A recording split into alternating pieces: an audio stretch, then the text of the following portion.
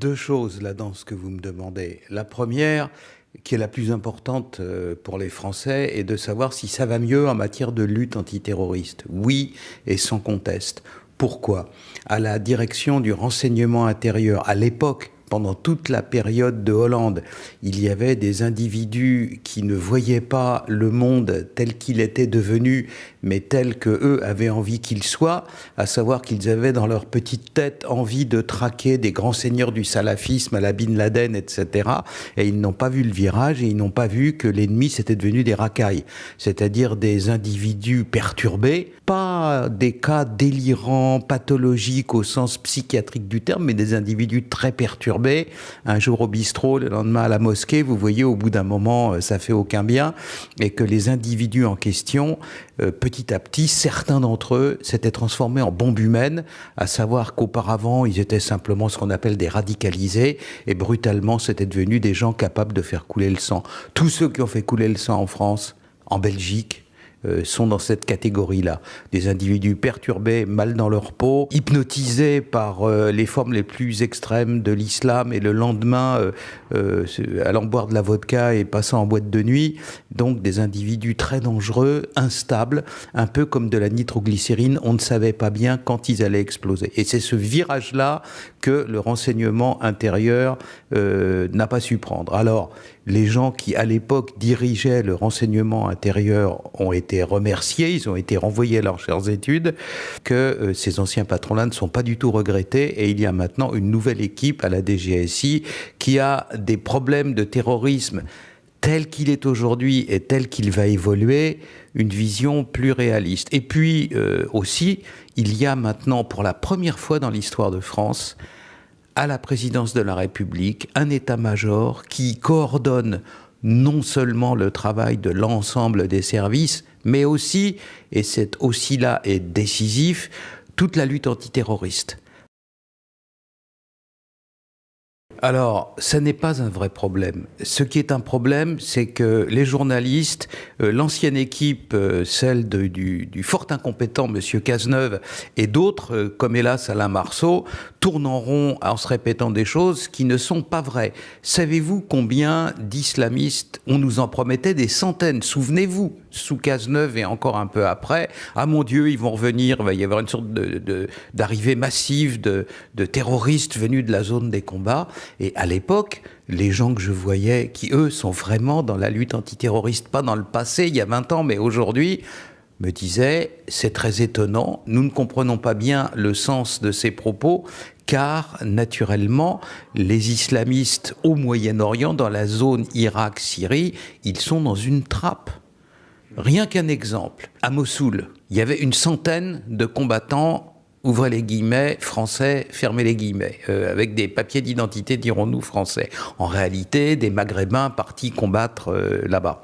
Il y en avait une centaine, et on s'inquiétait bien de ce qu'ils allaient devenir.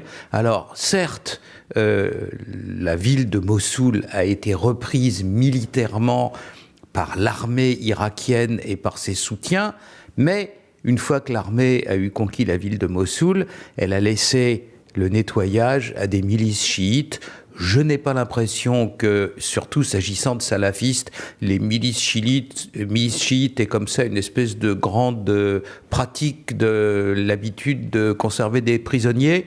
Et je n'ai pas l'impression que ceux-là, en tout cas, il en reviendra beaucoup. Alors leurs moukers et les enfants peut-être, mais les combattants eux-mêmes, énormément sont morts. Pour vous la jouer brève, depuis le 1er janvier jusqu'à ce matin, enfin hier matin exactement, la dernière fois que j'ai eu les chiffres, des combattants, il en est revenu 7. Voilà. Et pas 300, 400, 500, etc. Énormément sont morts. C'est vrai et faux en même temps. Une grande partie de ceux qui étaient rentrés avant étaient rentrés ou épouvantés, ou totalement dépressifs, ou affolés par ce qu'ils avaient vu. Et je peux vous dire qu'ils ont autant envie de reprendre le djihad que moi de me faire moine, quoi, hein. Il y en a 3 notamment il y a 1 an de cela qui sont arrivés par la Turquie et puis ils ont disparu. À l'époque, c'était à l'époque où le renseignement l'Intérieur travaillait encore à moitié bien, donc ils les ont largués, et donc c'est des gendarmes qui ont fini par les arrêter quelque part en Provence.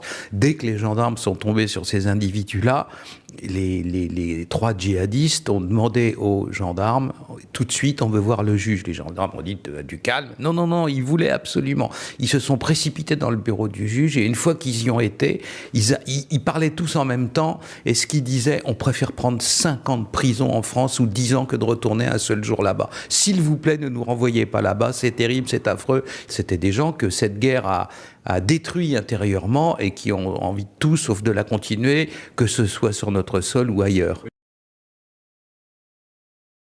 Alors, je n'étais naturellement pas dans la pièce, mais les magistrats qui les ont vus sont des hommes d'expérience, et ils étaient en train, les gaillards en question, de faire dans leur froc, quoi. Et ils étaient terrifiés.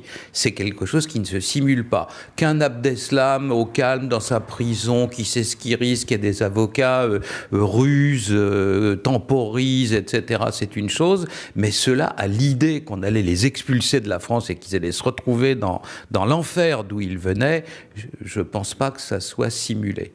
Donc, énormément d'entre eux sont morts.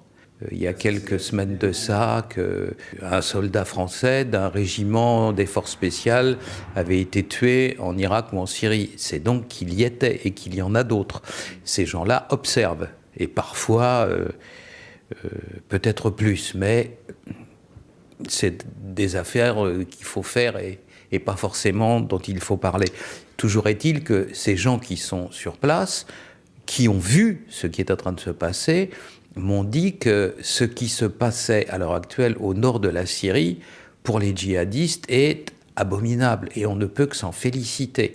Il y a beaucoup plus que les bombardements de l'aviation russe, il y a des centaines de canons sur les fronts, de l'artillerie lourde, Stalingrad, les canons et les orgues de Staline qui tirent 24 heures sur 24, et le résultat sur ce qu'il y a en face est absolument terrifiant. Les morts sont très nombreux. Le bombardement aérien, l'avion passe, largue les bombes et repart. Là, ça ne s'arrête jamais. C'est Stalingrad. La frontière turque est maintenant hermétique.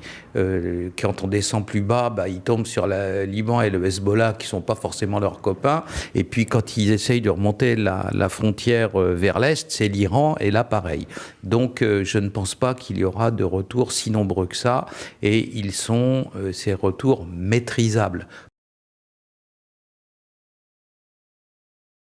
Alors, avec l'état-major qui coordonne à la fois le renseignement et la lutte antiterroriste, vous comprenez bien ce qui a changé avec avant. Avant, il y avait une coordination du renseignement, mais le terrorisme était autre chose. Là, il y a tout dans la même boutique, des gens compétents, et donc on peut penser que les chances qu'ils ont de maîtriser ces retours et les risques que ces retours se passent mal sont plus faibles qu'avant.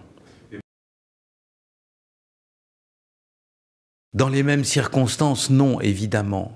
En Europe, oui, mais en France, dans l'État, la réédition d'un acte comme celui du 13 novembre est très difficile à envisager. C'est pratiquement devenu impossible. Pourquoi? Parce que nous avons la police, les services, les gens compétents ont maintenant la recette. Ils savent quels sont les symptômes, ils savent quels sont les gestes préliminaire. Et donc maintenant, dès qu'un des gestes préliminaires d'un acte comme le 13 novembre est accompli, on peut y parer. Mais ce n'est pas le cas partout en Europe.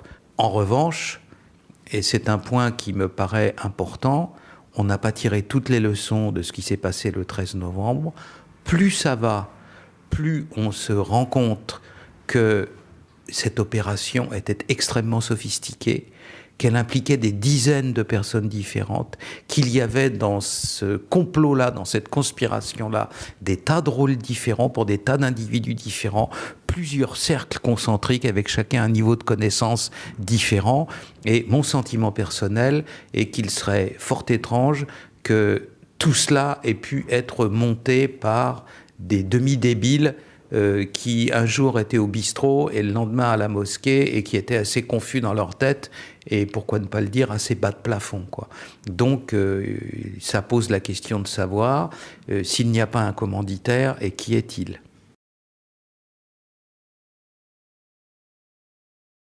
Je crois même qu'à un moment donné, si on creuse suffisamment, on finira par tomber sur quelque chose qui n'est sans doute pas très loin du terrorisme d'État.